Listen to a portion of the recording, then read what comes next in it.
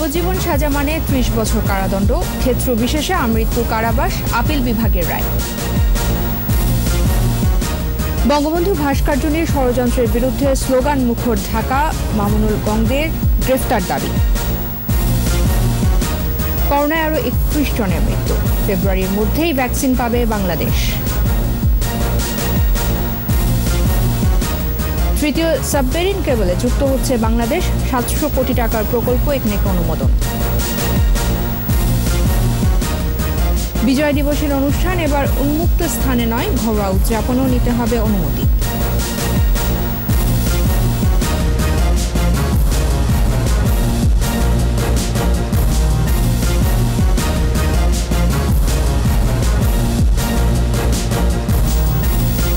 শুনছিলেন first security ইসলামী bank limited সংবাদ শিরোনাম। আমন্ত্রণ জানাচ্ছি সন্ধ্যা ৭টার ২১ সংবাদে। আপনাদের সাথে আছেন তাজনুর বাজার।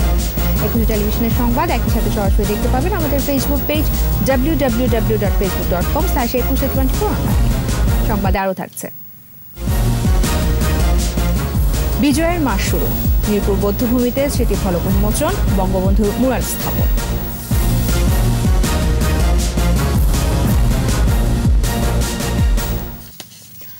এখন থেকে যাবজ্জীবন সাজা মানে ৩০ বছর, তবে কোনো রায়ে আমৃত্যু বলা হলে তাই প্রযোজ্য হবে। প্রধান বিচারপতি সৈয়দ মাহমুদ হোসেনের নেতৃত্বাধীন ৭ সদস্যের ভার্চুয়াল আপিল বিভাগ সংখ্যাগরিষ্ঠ মতের ভিত্তিতে রিভিউ নিষ্পত্তি করে এ রায় দেন।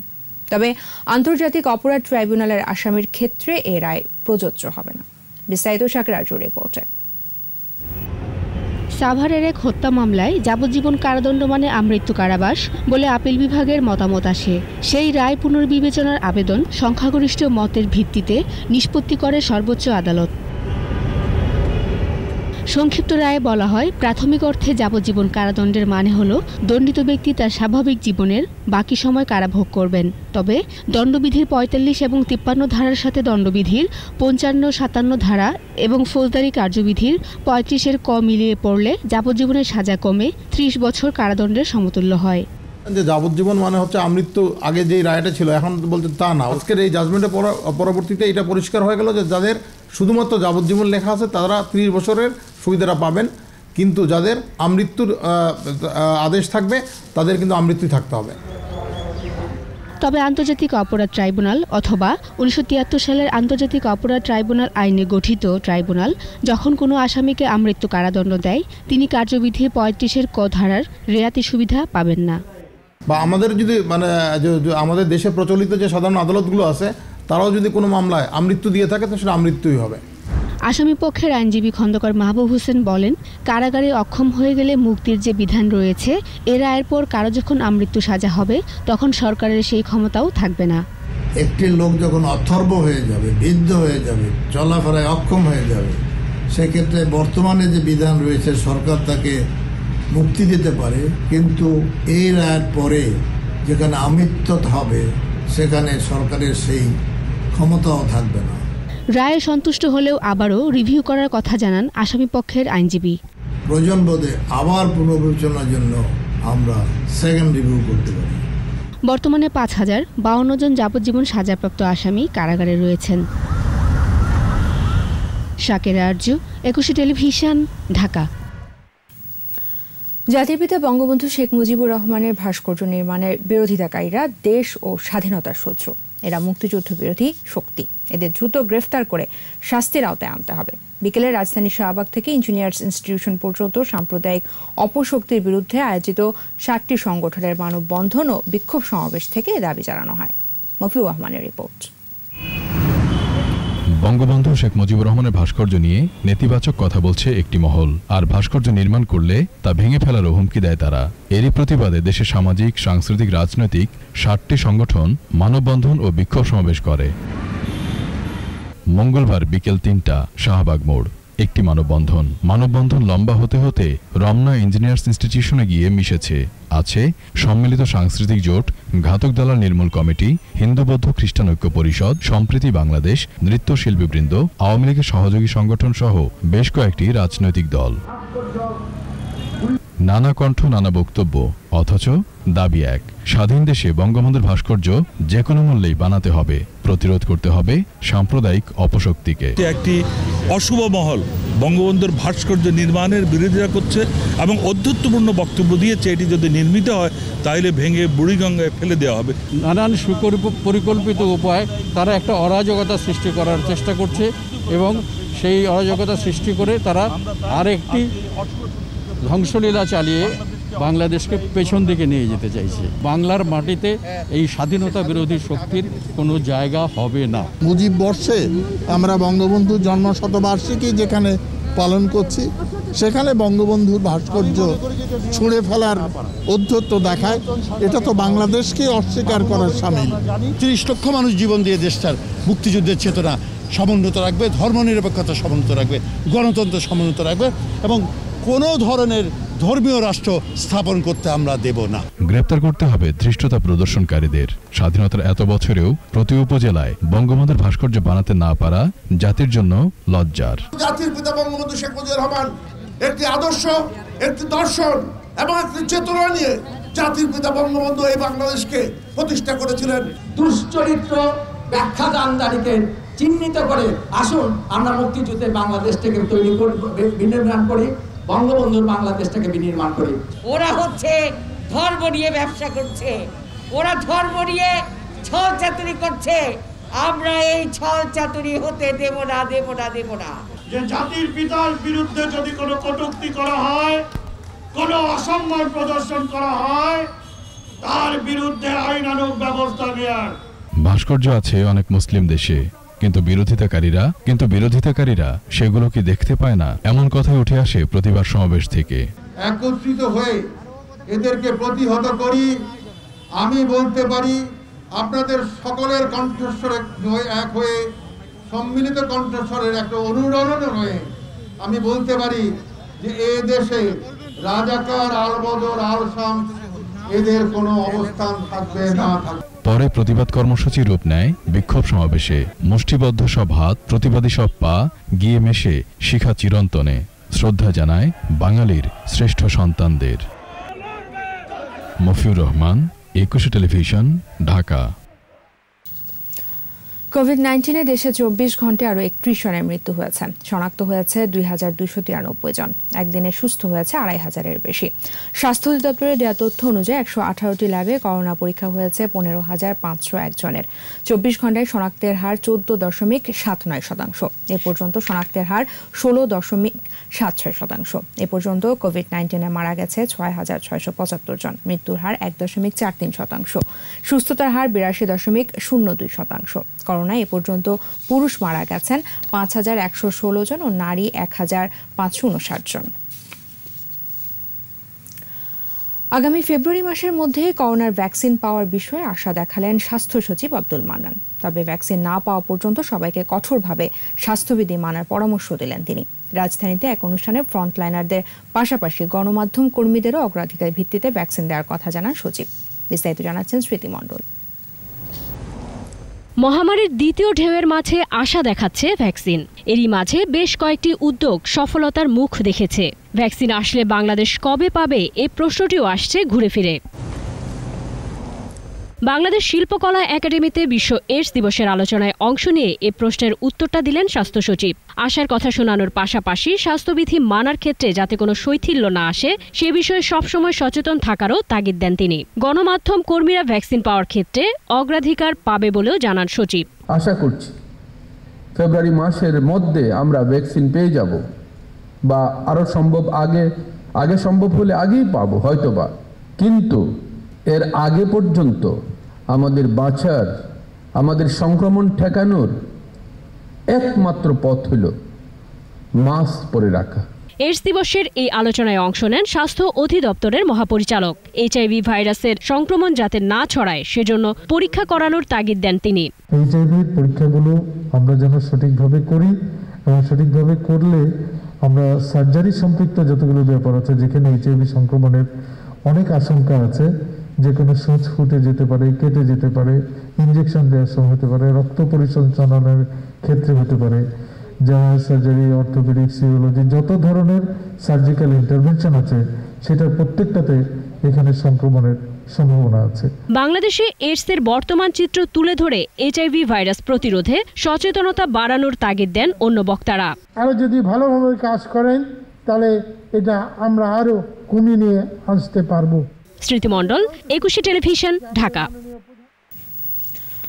উচ্চগতির ইন্টারনেট সেবা নিশ্চিতে তৃতীয় সাবমেরিন কেবল স্থাপন প্রকল্পে অনুমোদন দিল একনেক। বরাদ্দ রাখা হয়েছে প্রায় 700 কোটি টাকা। এর ফলে আন্তর্জাতিক টেলিযোগাযোগ ব্যবস্থা সম্প্রসারণের পাশাপাশি আয়ের উৎস তৈরি হবে।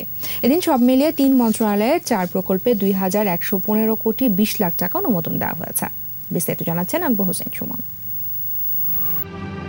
সিঙ্গাপুর থেকে ফ্রান্স পর্যন্ত সংযুক্ত এসিএ MEWE-6 সাবমেরিন কেবলটি ভারত মহাসাগর, আরব সাগর, লোহিত সাগর হয়ে ভূমধ্য সাগর পর্যন্ত বিস্তৃত হবে। কেবলটির কোর ল্যান্ডিং স্টেশন হবে সিঙ্গাপুর, ভারত, জিবুতি, মিশর ও ফ্রান্সে। বাংলাদেশের ব্রাঞ্চটি এবং কক্সবাজারের কেবল ল্যান্ডিং স্টেশন পর্যন্ত বিস্তৃত হবে। রাজধানীর আগারগাঁওয়ের এনইসি সম্মেলন কক্ষে একনেক চেয়ারপারসন ও প্রধানমন্ত্রী শেখ হাসিনার সভাপতিত্বে অনুষ্ঠিত সভায় প্রকল্পটি অনুমোদন দেওয়া হয়। এতে ব্যয় হবে প্রায় 700 কোটি টাকা। প্রকল্পের আওতায় সাবমেরিন কেবল ও সংশ্লিষ্ট সরঞ্জামাদি সংগ্রহ করে স্থাপন করা হবে। প্রকল্পের আওতায় স্থাপন করা হবে 13,275 কিলোমিটার কোর সাবমেরিন কেবল এবং 850 কিলোমিটার ব্রাঞ্চ সাবমেরিন কেবল। সভা শেষে পরিকল্পনা কমিশনের সিনিয়র সচিব ডক্টর শামসুল আলম জানান, প্রধানমন্ত্রীর নির্দেশনা অনুযায়ী প্রকল্পটি বাস্তবায়ন হলে আয়েরও একটি উৎস তৈরি হবে। প্রথম সাবমেরিন কেবল SMW4 এর আয়ুষ্কাল যদি আমরা 20 বছর ধরি, তাহলে আগামী 2025 সালে এর আয়ুষ্কাল শেষ হয়ে যাবে। 6 সাবমেরিন কেবল হলে পরে যেটা হবে, আমাদের পার সেকেন্ড 6 টেরাবিট আমাদের বৃদ্ধি পাবে। সুতরাং বুঝতেই পারছেন, ইটস হিউজ। 7 সিস্টার্সে একটা বা দুটা নিচ্ছে এখন, তো এটা মানে প্রধানমন্ত্রী বলছে এটা খুব ভালো, আমাদের বুদ্ধিমত্তা আনফার সুযোগ আছে। বদ্বীপ পরিকল্পনা বাস্তবায়নের সংশোধনী সহ অনুমোদিত প্রকল্পগুলোতে ব্যয় বৃদ্ধির কারণও ব্যাখ্যা করেছেন সংশ্লিষ্টরা। বদ্বীপ পরিকল্পনার কারণে আমাদের যে সমস্ত বাঁধগুলি আমরা নির্মাণ করছি বিভিন্ন রিভারে, তারপর তার ড্রেজিং, তারপর রিভার প্রোটেকশন, এই বাঁধের চওড়া আমাদের বাড়াতে হচ্ছে, এর হাইট বাড়াতে হচ্ছে, বাঁধের উপরের যে ব্রেথ সেটা বাড়ানো হচ্ছে। এর ফলে কিন্তু আমাদের ম্যাক্সিমাম প্রজেক্টকেই আমাদের এখন সংশোধনে যেতে হচ্ছে। এদিন মৌলিক নগর পরিষেবা বৃদ্ধি, পৌর গভর্নেন্স ও রক্ষণাবেক্ষণে ডিজিটাল সংযোগ সংক্রান্ত প্রকল্পেরও অনুমোদন দেওয়া হয়। আরো যদি আমরা এটাকে রপ্তানি করতে পারি। আকবর হোসেন সুমন, একুশে টেলিভিশন, ঢাকা। ধন্যবাদ সবাইকে। ধন্যবাদ। করোনা মহামারীর কারণে বিজয় দিবসের অনুষ্ঠান উন্মুক্ত স্থানে করা যাবে না বলে জানিয়েছেন স্বরাষ্ট্রমন্ত্রী আসাদুজ্জামান খান। দুপুরে এক ভার্চুয়াল আলোচনায় তিনি আরও বলেন, বিজয় দিবসের সব অনুষ্ঠানে পুলিশের অনুমতি নিতে হবে। সাভার জাতীয় স্মৃতিসৌধে স্বাস্থ্যবিধি মেনে বিজয় দিবসের অনুষ্ঠান করার কথাও জানান তিনি। বিস্তারিত সাইদুল ইসলামের রিপোর্টে। যথাযোগ্য মর্যাদায় মহান বিজয় দিবস উদযাপন উপলক্ষে মুক্তিযুদ্ধ বিষয়ক মন্ত্রণালয়ের উদ্যোগে গৃহীত জাতীয় কর্মসূচি বাস্তবায়নের সার্বিক বিষয় নিয়ে ভার্চুয়াল বৈঠক। অনুষ্ঠানে যুক্ত হন স্বরাষ্ট্রমন্ত্রী। বলেন, বিজয় দিবসের অনুষ্ঠানে যাতে করোনা সংক্রমণের প্রভাব না পড়ে সেজন্য উন্মুক্ত স্থানে বড় অনুষ্ঠান না করার সিদ্ধান্ত নেওয়া হয়েছে। তবে সাভারের জাতীয় স্মৃতিসৌধের অনুষ্ঠান হবে স্বাস্থ্যবিধি মেনে।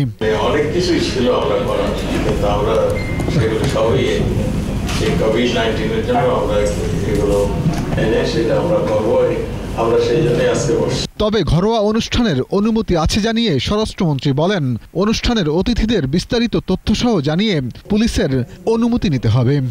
বিজয় দিবস উপলক্ষে স্বাস্থ্যবিধি মেনে ইনডোর বা ঘরোয়া অনুষ্ঠান যারা করতে চান তারা করতে পারবেন, কিন্তু সেই বিষয়ে আমাদের আইন শৃঙ্খলা বাহিনীকে পূর্বেই জানাতে হবে যে কোথায় করছেন, কিভাবে করছেন, কতজনের আয়োজন। রীতি অনুযায়ী বিজয় দিবসের সকল অনুষ্ঠান এবং আলোকসজ্জাও করা হবে বলে জানান স্বরাষ্ট্রমন্ত্রী। সাইদুল ইসলাম, একুশে টেলিভিশন, ঢাকা। সংবাদ এই পর্যায়ে নিচ্ছি বিরতি। স্বাস্থ্যবিধি মেনে চলুন, সুস্থ থাকুন। ফিরে এসে যা থাকছে। আগামী বছর আন্তর্জাতিক শান্তি সম্মেলন, বললেন পররাষ্ট্রমন্ত্রী। প্রাধান্য পাবে রোহিঙ্গা ইস্যু। হলমার্কের নন ফান্ডেড 1200 কোটি টাকার অনুসন্ধানে দুদক। আবার আমন্ত্রণ সন্ধ্যা 7টার একুশে সংবাদে। আগামী বছর সুবিধামতো সময়ে শান্তি সম্মেলন আয়োজন করা হবে বলে জানালেন পররাষ্ট্রমন্ত্রী একে আব্দুল মোমেন। জাতির পিতা বঙ্গবন্ধু শেখ মুজিবুর রহমানের জন্মশতবার্ষিকী উপলক্ষে পররাষ্ট্র মন্ত্রণালয়ের নিজস্ব কর্মসূচির অংশ হিসেবে বঙ্গবন্ধু লেকচার সিরিজ আয়োজন করা হয়। অনুষ্ঠানে পররাষ্ট্রমন্ত্রী বলেন, শান্তি সম্মেলনে রোহিঙ্গা ইস্যু প্রাধান্য পাবে। সাবেক অর্থমন্ত্রী আবুল মাল আব্দুল মুহিত বলেন, একটি নতুন দেশ গঠনের প্রয়োজনীয় সবই করেছেন বঙ্গবন্ধু। জসিম জুয়েলের রিপোর্ট। বঙ্গবন্ধুর জন্মশতবার্ষিকী উপলক্ষে পররাষ্ট্র মন্ত্রণালয়ের উদ্যোগে বঙ্গবন্ধু লেকচার সিরিজের আয়োজন করা হয়। জাতির পিতা শেখ মুজিবুর রহমানের জন্মশতবার্ষিকী ও সুবর্ণ জয়ন্তী উপলক্ষে পুরো সময় ধরে এই সিরিজ আয়োজিত হবে। ভার্চুয়াল আলোচনায় পররাষ্ট্রমন্ত্রী বলেন, 2021 সালে ওয়ার্ল্ড পিস কনফারেন্সের আয়োজনের প্রস্তুতি চলছে। সেই শান্তি সম্মেলন থেকে বঙ্গবন্ধুর শান্তির বার্তা সবার কাছে পৌঁছে দেওয়া হবে। থাকবে Rohingya issue. World Peace Conference in Bangladesh next year during the 50th anniversary of independence of Bangladesh. It would be a gathering of peace lovers of all across the globe. Rohingyas are uprooted from their ancestral homes because of spread of venom of hatred and intolerance. অনুষ্ঠানে মূল প্রবন্ধ পাঠ করেন সাবেক অর্থমন্ত্রী আবুল মাল আব্দুল মুহিত। বক্তারা বলেন, মাত্র 3.5 বছরে বঙ্গবন্ধু তার নেতৃত্বের মধ্য দিয়ে জাতি গঠনের ভিত্তি রচনা করে গেছেন। And from that state of Bangladesh to bring it up to a level where it rebuilt its original capacity, which was in fact very poor. Infrastructure in Bangladesh was very poor even before, but Bangabandhu almost brought it to the level that was there in existence in before the ruins war of 1971. Bangabandhu, deep in his heart, was a very spiritual person. He was not so much into organized religion. Of course, he practiced Islam in his private life. অনুষ্ঠানে ভারতের high commissioner সহ বিভিন্ন দেশের রাষ্ট্রদূত, বুদ্ধিজীবী, সরকারি বেসরকারি কর্মকর্তারা অংশ নেন। মাসে অন্তত এ ধরনের একটি লেকচার আয়োজন করার পরিকল্পনা রয়েছে বলে জানানো হয় পররাষ্ট্র মন্ত্রণালয়ের পক্ষ থেকে। বঙ্গবন্ধুর leadership cannot possibly be discussed in one program. Jasim Jewel, 21 television, Dhaka. নিরাপদ ও ভ্রমণ বান্ধব সড়ক নেটওয়ার্ক গড়ে তোলা সরকারের অগ্রাধিকার বলে জানিয়েছেন সড়ক পরিবহন ও সেতুমন্ত্রী এবং আওয়ামী লীগের সাধারণ সম্পাদক ওবায়দুল কাদের। সকালে জাতীয় প্রেস ক্লাবে নিরাপদ সড়ক চাই আন্দোলনের 27 বছর পূর্তি উপলক্ষে আয়োজিত অনুষ্ঠানে ভিডিও কনফারেন্সের মাধ্যমে যুক্ত হয়ে তিনি বলেন, সড়ক পরিবহন আইন 2018 শিগগিরই পূর্ণাঙ্গ কার্যকর করা হবে। উন্নত বিশ্বের মতো বাংলাদেশেও প্রায় 500 কিলোমিটার মহাসড়কে রোড সেফটি অডিট চালু করা হয়েছে বলে জানান তিনি। বেপরোয়াভাবে গাড়ি চালানোর বিষয়ে সতর্ক করেন মন্ত্রী। এক্ষেত্রে চালকদের কাউন্সেলিং করার উপরও গুরুত্ব আরোপ করেন সেতুমন্ত্রী।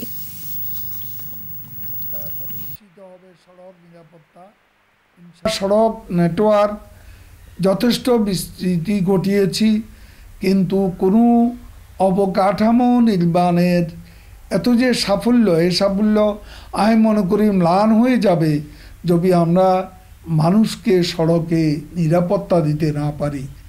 আজকে তাই আমাদের সবচেয়ে বড় চ্যালেঞ্জ হচ্ছে সড়ক এবং পরিবহনে শৃঙ্খলা ফিরিয়ে আনে। দীর্ঘ 7 বছর স্থগিত থাকার পর বহুল আলোচিত হলমার্ক গ্রুপের ঋণ কেলেঙ্কারি নন ফান্ডেড অংশের 12 কোটি টাকা অনুসন্ধান শুরু করেছে দুদক। মঙ্গলবার সাংবাদিকদের তথ্য জানান দুদক কমিশনার মোজাম্মেল হক খান। কমিশনের পরিচালক মীর মোহাম্মদ জয়নুল আবেদিন শিবলির নেতৃত্বে একটি অনুসন্ধান কমিটি গঠন করা হয়েছে। যদিও এটিকে নন ফান্ডেড বলা হয়েছে, আসলে মূলত এর সবটাই ফান্ডেড। ইতোপূর্বে দুর্নীতি দমন কমিশন এই অংশের উপরে একটি মামলাও দায়ের করেছিল। বর্তমানে কমিটি পুনর্গঠনের অর্থ হচ্ছে যে 41টি ব্যাংক এবং শাখায় এই আর্থিক লেনদেনগুলো হয়েছে, সেখানে জাল জালিয়াতির কোনো আশ্রয় নেওয়া হয়েছে কিনা, কোনো দুর্নীতি ঘটেছে কিনা, এই বিষয়গুলো পুনরায় পরীক্ষা নিরীক্ষা করা এবং এই অনুসন্ধান কমিটি যে প্রতিবেদন কমিশনে দাখিল করবে সেই প্রতিবেদন পর্যালোচনা করে কমিশন পরবর্তী ব্যবস্থা গ্রহণ করবে। ধর্মের অপব্যবহার করে কেউ এদেশের চর্চিত সংস্কৃতির বিপক্ষে দাঁড়ালে তাদের সহ্য করা হবে না, এমন মন্তব্য করেছেন শিক্ষামন্ত্রী ডাক্তার দীপুমণি। দুপুরে মিরপুরের সরকারি বাংলা কলেজে বঙ্গবন্ধুর মুরাল, বৌদ্ধভূমি স্মৃতিফলক উন্মোচন এবং বঙ্গবন্ধু ও মুক্তিযুদ্ধ কর্নার উদ্বোধনের পর তিনি মন্তব্য করেন। বিস্তারিত মিনাল আদিবার রিপোর্টে। মুক্তিযুদ্ধ চলাকালে রাজধানীর মিরপুরে এই সরকারি বাংলা কলেজ ছিল পাকিস্তানি হানাদার বাহিনীর নির্যাতন কেন্দ্র। মুজিব বর্ষকে কেন্দ্র করে সেই নারকীয় হত্যাকাণ্ডকে এ প্রজন্মের সামনে তুলে ধরতে বাংলা কলেজে বঙ্গবন্ধু মুরাল ও বৌদ্ধভূমি স্মৃতিফলক উন্মোচন করা হলো। সেই সাথে উদ্বোধন করা হলো বঙ্গবন্ধু ও মুক্তিযুদ্ধ কর্নার। এসব উদ্বোধন করে শিক্ষামন্ত্রী ডক্টর দীপুমণি কলেজ চত্বরে বৃক্ষরোপণ করেন। পরে অনুষ্ঠিত হয় আলোচনা সভা। শিক্ষামন্ত্রী বলেন, ধর্মের অপব্যবহার করে সংস্কৃতিতে ধ্বংস করতে চাইলে তা প্রতিরোধ করা হবে। ধর্মের অপব্যবহার করে কেউ যদি আমাদের ইতিহাস ঐতিহ্যকে নষ্ট করতে চায়, তাকে নিশ্চয়ই কোনোভাবেই সহ্য করবার কোনো ধরনের কারণ নেই এবং সহ্য করা হবে না। ৭১-এর পরাজিত অপশক্তি মাথাচাড়া দিলেই তাদের প্রতিহত করার আহ্বান জানান শিক্ষামন্ত্রী। যে কোনো ধরনের অপচেষ্টাই চালাক না কেন, তা কোনোভাবেই সফল হবে না। মিনালা দিবা, ২১ টেলিভিশন, ঢাকা। এবার বিজয়ের মাসে আমাদের বিশেষ আয়োজন জয় বাংলা।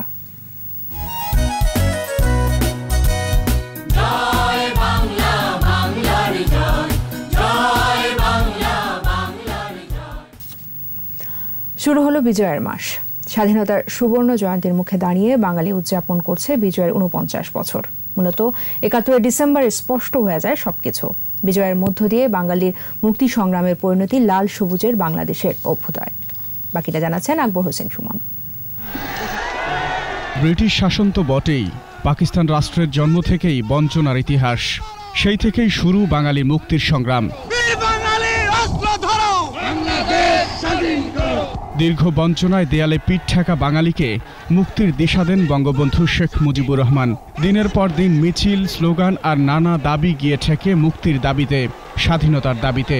বাংলার মানুষ মুক্তি চায়,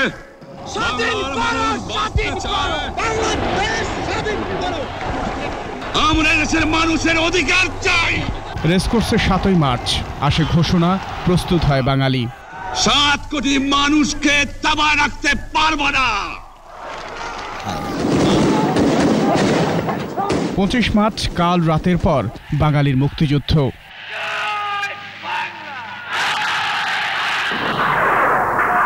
মার্চ থেকে ডিসেম্বর, যত দিন গেছে কোণঠাসা হয়েছে হানাদাররা।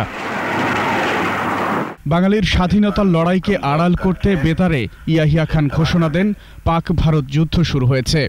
भारत की ये ताज़ातरीन और संगीन जारिहत हमारे खिलाफ। কাজে আসেনি কোনো ষড়যন্ত্র। ডিসেম্বরের শুরুতে স্পষ্ট হয়েছে সবকিছু। আসলে ১৯৭১ সালের ডিসেম্বর মাসটি আমাদের জন্য অত্যন্ত তাৎপর্যময়, বিশেষ করে মুক্তিযুদ্ধের পরিণতিকালের সময় বলে আমরা স্পষ্টই বুঝতে পেরেছিলাম। নভেম্বর থেকেই বলা যায় যে পাকিস্তানিরা সারা দেশের বিভিন্ন সীমান্ত অঞ্চলে মুক্তি বাহিনীর হাতে পরাজিত হচ্ছে এবং তারা ক্রমশ দেশের ভেতরের দিকে চলে আসছে, বিশেষ করে জেলা শহরগুলোতে আশ্রয় নিচ্ছে। একে একে অনেক স্থান শত্রুমুক্ত করে মুক্তি বাহিনী। অপারেশনের মুখে বিভিন্ন ব্যারাক গুটিয়ে নেয় পাকিস্তানিরা। নভেম্বর থেকে শুরু করে ডিসেম্বরের ১ তারিখ পর্যন্ত মুক্তি বাহিনী একচ্ছত্র আধিপত্য বিস্তার করে ফেলে পাকিস্তান হানাদার বাহিনীর উপর এবং ১ তারিখে অনেকগুলো সীমান্তবর্তী জেলা আর অধিকাংশ অঞ্চল মুক্ত হয়ে যায়। হানাদাররা সেখানে থাকতে পারে না। বাঙালি এগিয়ে যায় চূড়ান্ত বিজয়ের পথে। এক সাগর রক্তে আসে মুক্তি, আসে স্বাধীনতা। আকবর হোসেন সুমন, ২১ টেলিভিশন, ঢাকা। এইচআইভি সংক্রমণ মানব শরীরের রোগ প্রতিরোধ ক্ষমতা ভেঙে দিয়ে অন্যান্য জীবাণুর আক্রমণ সহজতর করে দেয়। ফলে আক্রান্ত ব্যক্তির অকাল মৃত্যু অনিবার্য হয়ে ওঠে।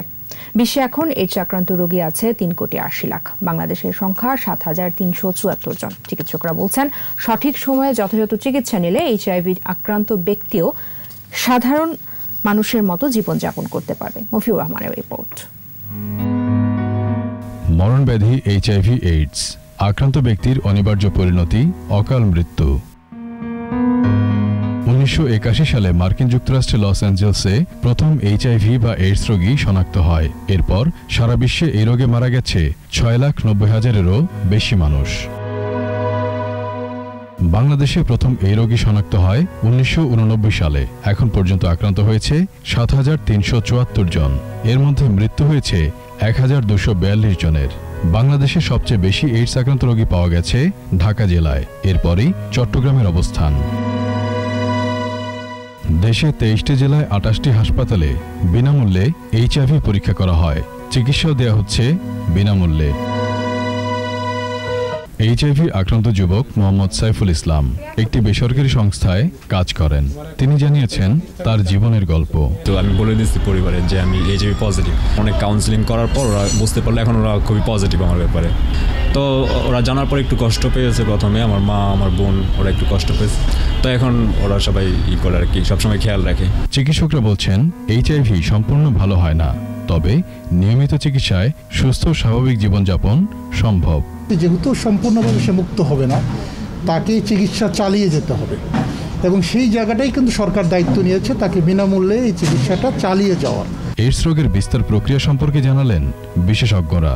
অনিরাপদ যৌন সম্পর্ক একজন পজিটিভ রোগীর সাথে হয়ে থাকে। রক্ত পরিসঞ্চালনের মধ্যে দিয়ে হতে পারে, সুই সিরিঞ্জ দিয়ে ব্যবহার হতে পারে, মা থেকে ইনোসেন্টলি অ্যাফেক্টেড হয়েছেন তাদের মধ্য থেকে তারা হতে পারে। সুই সিরিঞ্জ ব্যবহারকে আসলে আমরা ডিসকারেজ করি, তারপরও প্রয়োজন হলে ডিসপোজেবল সুই সিরিঞ্জ ব্যবহার করা। যদি ব্লাড ট্রান্সফিউশনের দরকার হয় সেক্ষেত্রে অবশ্যই স্ক্রিনিং করা। আক্রান্ত ব্যক্তির সামাজিক মর্যাদা অক্ষুণ্ণ রাখার বিষয়েও জোর দেন চিকিৎসকরা। মফিউর রহমান, একুশে টেলিভিশন, ঢাকা। সংবাদে আবারও বিরতি। স্বাস্থ্যবিধি মেনে চলুন, সুস্থ থাকুন। ফিরে এসে থাকছে। চট্টগ্রামে ধ্বংস হয়ে যাচ্ছে মোগল আমলের অনেক স্থাপনা, পুরাকীর্তি ভেঙে গড়ে উঠছে নতুন ভবন। করোনার উৎস খুঁজতে কাজ শুরু করেছে বিশ্ব স্বাস্থ্য সংস্থা। যুক্তরাষ্ট্রে পরিস্থিতির আরও অবনতি। আবার আমন্ত্রণ, আপনারা দেখছেন সন্ধ্যা 7টার 21 সংবাদ। চট্টগ্রামে ধ্বংস হয়ে যাচ্ছে মোগল আমলের অনেক স্থাপনা। এসব স্থাপনা ভেঙে গড়ে উঠছে নতুন নতুন ভবন। গবেষকরা বলছেন মোগল আমলের স্থাপনাগুলো সংরক্ষণ করা গেলে একদিকে যেমন পর্যটক আকৃষ্ট হবে, অন্যদিকে আগামী প্রজন্মের কাছে তুলে ধরা যাবে ইতিহাস ঐতিহ্য। বিপ্লব মজুমদারের ক্যামেরায় চট্টগ্রাম থেকে হাসান ফেরদৌসের 2 পর্বের রিপোর্টের আজ দেখুন প্রথম পর্ব। মোগল আমলের অনেকটা সময় জুড়ে মগ ও পর্তুগিজের হামলায় অতিষ্ঠ ছিল চট্টগ্রাম। 1725 সালের যুদ্ধের পর পূর্ণ মোগল কর্তৃত্ব প্রতিষ্ঠিত হয় এই অঞ্চলে। সম্রাট আওরঙ্গজেবের আমলে চট্টগ্রামের শাসনকর্তা নিযুক্ত হন সেনাপতি নবাব ইয়াসিন খাঁ। তার কবর রয়েছে কদম মোবারক মসজিদের পাশে। বিশাল এক আরাকানি বাহিনী এসে অতর্কিতে এই বাংলো বাড়িতে হামলা চালালো। উভয় পক্ষে ব্যাপক যুদ্ধ হলো। যুদ্ধে মনিমিও নিহত হলেন, ওখানে নবাব ইয়াসিন খানও নিহত হলো। প্রায় 1.5 মাস পরে দিল্লির সম্রাট আওরঙ্গজেবের নির্দেশে মানে ইয়াসিন খান লাশ ওখান থেকে তুলে তারই নির্মিত কদম মোবারক মসজিদের সামনে এসে পুনরায় দাফন করা হলো। আওরঙ্গজেবের আমলে নির্মিত মসজিদটির প্রধান ফটকের একাংশের উপর নির্মাণ করা হচ্ছে নতুন স্থাপনা।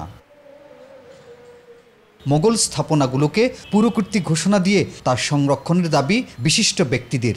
চট্টগ্রামের ইতিহাস জানতে হলে এই রাজবাড়ির ইতিহাসটাও জানতে হবে, না হয় আমাদের চট্টগ্রামের শত শত বছরের ইতিহাস আমরা এইভাবে বারবার হারিয়ে ফেলব। শুধুমাত্র যে ইতিহাস না, শিক্ষণীয়, তো এখানে অনেক কিছু সুযোগ সুবিধা হবে আমি মনে করি। শুধু ধর্মীয় নয়, তাই আমাদের বাংলাদেশের একটা শিল্প, যেই পর্যটন সম্পদ। ঐতিহাসিক স্থাপনা সংরক্ষণের দাবি সংশ্লিষ্ট সবার। হাসান ফেরদৌস, একুশে টেলিভিশন, চট্টগ্রাম। মধ্যপ্রাচ্যে মানব পাচারে 2টি এয়ারলাইন্সের সম্পৃক্ততা আছে বলেও জানিয়েছেন সিআইডির প্রধান মাহবুবুর রহমান। লিবিয়ার মিজদাতে 26 বাংলাদেশি নিহতের ঘটনায় দায়ের হওয়া মামলার তদন্তে 6 জনের ব্যাপারে সিআইডির অনুরোধে ইন্টারপোল রেড নোটিশ জারি করেছে বলেও জানান তিনি।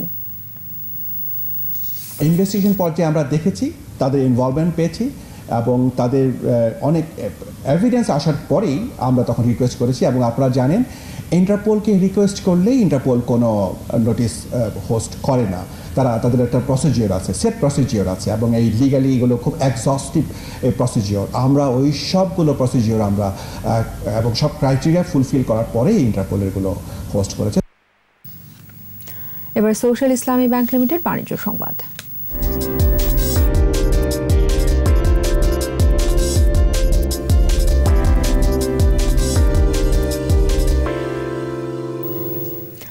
সূচক বেড়েছে দেশের পুঁজিবাজারে। দর বৃদ্ধির তালিকায় আধিপত্য ছিল ব্যাংক ও আর্থিক প্রতিষ্ঠানের। মঙ্গলবার ডিএসইতে লেনদেন হওয়া ৩৫০টি প্রতিষ্ঠানের মধ্যে দর বেড়েছে ১৪৯টির, কমেছে ৯২টির, আর অপরিবর্তিত ছিল ১০৯টির দর। ডিএসইর প্রধান সূচক ডিএসই এক্স ৩৭ পয়েন্ট বেড়ে উঠে আসে ৪,৯০৩ পয়েন্টে। দিন শেষে ডিএসইতে লেনদেনের পরিমাণ দাঁড়ায় ৬৬৩ কোটি ৮৪ লাখ টাকা। সূচক বেড়েছে সিএসসিতেও। সিএসসিতে লেনদেন হওয়া ২৪২টি প্রতিষ্ঠানের মধ্যে দর বেড়েছে ১০৬টির, কমেছে ৭১টির, আর বদলায়নি ৬৫টির দর। সিএসসিতে লেনদেন হয়েছে ২৬ কোটি ৮৪ লাখ টাকার শেয়ার ও মিউচুয়াল ফান্ড। বাংলাদেশে ওয়েস্ট ইন্ডিজ ক্রিকেট দলের সফর উপলক্ষে করোনা ও নিরাপত্তা পরিস্থিতি যাচাই করতে ওয়েস্ট ইন্ডিজের ২ সদস্যের প্রতিনিধি দল চট্টগ্রাম ঘুরে গেছেন। প্রতিনিধি দলের সদস্য দুজন হলেন ডক্টর অক্ষয় মান সিং ও পল স্লোয়ে। প্রতিনিধি দলটি চট্টগ্রামের জহুর আহমেদ চৌধুরী স্টেডিয়াম, ম্যাক্স হাসপাতাল, হোটেল রেডিসন ব্লুর আইসোলেশন সুবিধা পরিদর্শন করেন। একই সাথে তারা স্বাস্থ্য সুরক্ষা এবং নিরাপত্তার বিষয়ে খোঁজ খবর নেন। আইসিসির ফিক্সচার অনুযায়ী বিশ্ব টেস্ট চ্যাম্পিয়নশিপের ৩ ম্যাচের টেস্ট সিরিজ, সমান ওয়ানডে আর ২ ম্যাচের টি-20 সিরিজ খেলার কথা রয়েছে।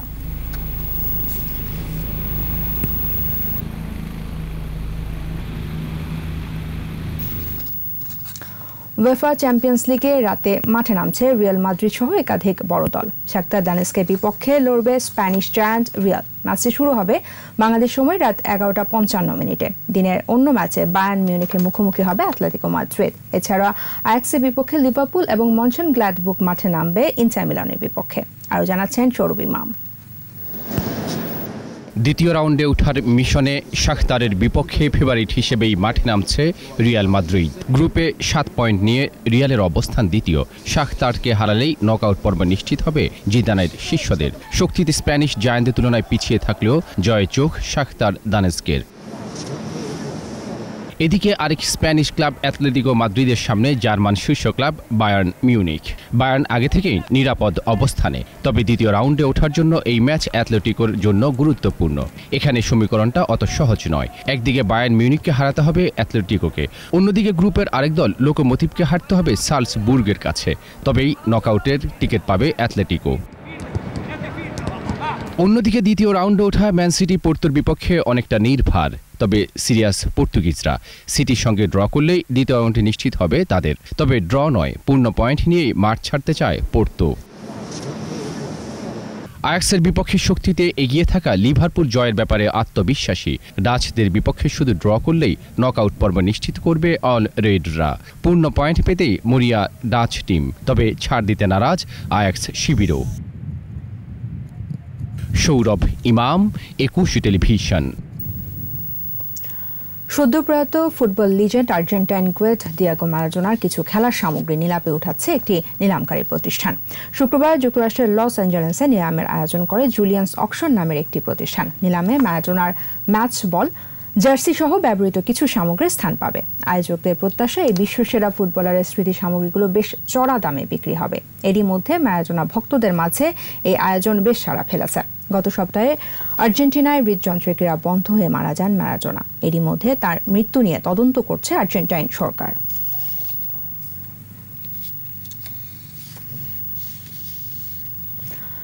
ব্যাডমিন্টনের উন্নয়নের প্রতিশ্রুতিশীল ও মেধাবী খেলোয়াড়দের সব ধরনের সহযোগিতা করা হবে বলে জানিয়েছেন ফেডারেশনের সহ-সভাপতি কে এম শহীদুল্লাহ।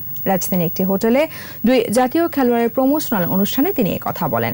এই সময় একটি বিদেশি প্রতিষ্ঠান ব্যাডমিন্টনে নারী জাতীয় চ্যাম্পিয়ন শাপলা আক্তার ও পুরুষ জাতীয় চ্যাম্পিয়ন সালমান খানের পৃষ্ঠপোষকতা করবে বলে জানায়। প্রতিষ্ঠানের পক্ষ থেকে শাপলা ও সালমানের হাতে প্রতিষ্ঠানের পণ্য তুলে দেওয়া হয়। এই ধরনের সহযোগিতা ভবিষ্যতে দেশের জন্য সাফল্য বয়ে আনতে অনুপ্রেরণা যোগাবে বলে জানান ২ খেলোয়াড় শাপলা ও সালমান। এই সাথে শেষ করছি সন্ধ্যা ৭টার ২১ সংবাদ। যাবার আগে ফার্স্ট সিকিউরিটি ইসলামী ব্যাংক লিমিটেড সংবাদ শিরোনামগুলো জানাবো আরও একবার। যাবজ্জীবন সাজা মানে ৩০ বছর কারাদণ্ড, ক্ষেত্র বিশেষে আমৃত্যু কারাবাস আপিল বিভাগের রায়। বঙ্গবন্ধুর ভাস্কর্য নিয়ে ষড়যন্ত্রের বিরুদ্ধে স্লোগান মুখর ঢাকা, মামুনুল গংদের গ্রেফতার দাবি। করোনায় আরও ৩১ জনের মৃত্যু, ফেব্রুয়ারির মধ্যেই ভ্যাকসিন পাবে বাংলাদেশ। তৃতীয় সাবমেরিন কেবলে যুক্ত হচ্ছে বাংলাদেশ, ৭০০ কোটি টাকার প্রকল্প একনেক অনুমোদন। বিজয় দিবসের অনুষ্ঠান এবার উন্মুক্ত স্থানে নয়, ঘরোয়া উদযাপনেও নিতে হবে অনুমতি।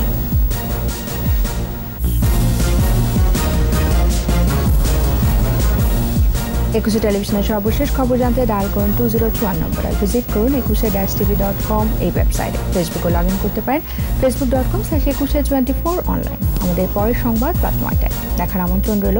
স্বাস্থ্যবিধি মেনে চলুন, সুস্থ থাকুন।